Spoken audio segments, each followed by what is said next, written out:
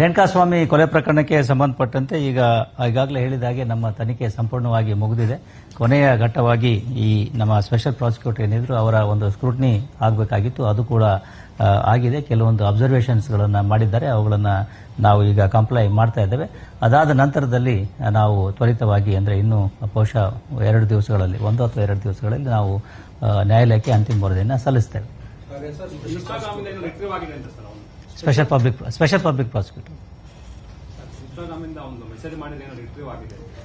ಈ ಪ್ರಕರಣಕ್ಕೆ ಸಂಬಂಧಪಟ್ಟಂತೆ ಅವಶ್ಯವಾಗಿರ್ತಕ್ಕಂಥ ಸಾಕಷ್ಟು ಸಾಕ್ಷಿ ಆಧಾರಗಳು ನಮಗೆ ಸಿಕ್ಕಿದ್ದಾವೆ. ವಿವರಗಳನ್ನು ನಾವು ನ್ಯಾಯಾಲಯಕ್ಕೆ ಕೊಡ್ತೇವೆ.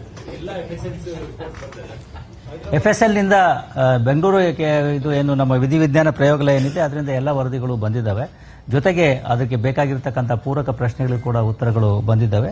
ಹಾಗೆ ಈ ನಮ್ಮ ಹೈದರಾಬಾದ್ CFSLನಿಂದ ನಮಗೆ ಕೆಲವೊಂದು ವರದಿಗಳು ಬರಬೇಕಾಗಿತ್ತು, ಕೆಲವನ್ನ ಕೊಟ್ಟಿದ್ದಾರೆ, ಇನ್ನು ಕೆಲವು ಬಾಕಿ ಇದ್ದಾವೆ. ಆದರೂ ಕೂಡ ನಾವು ಅದರ ತನಿಖೆಯನ್ನು ಬಾಕಿ ಇಟ್ಟು ಮುಂದುವರಿತಾ ಇದ್ದೇವೆ.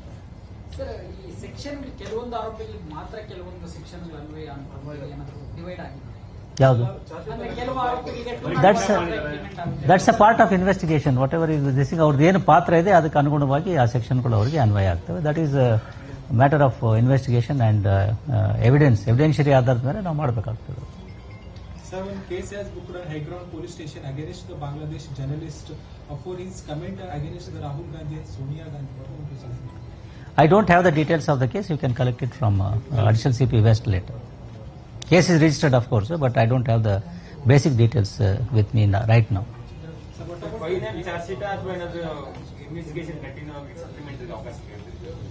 ಅಲ್ಲ, ಚಾರ್ಜ್ ಶೀಟ್ ಆಲ್ಮೋಸ್ಟ್ ಎಲ್ಲ ಅಂಶಗಳನ್ನು ಒಳಗೊಂಡಿದೆ. ಬಟ್ 173(8) ಈಗ BNS ಅಲ್ಲಿ ಬೇರೆ ಯಾವುದೋ ಸೆಕ್ಷನ್ ಬರುತ್ತೆ, ಅದರಲ್ಲಿ ನಾವು ತನಿಖೆಯನ್ನ ಇಟ್ಕೊಂಡಿರ್ತೇವೆ.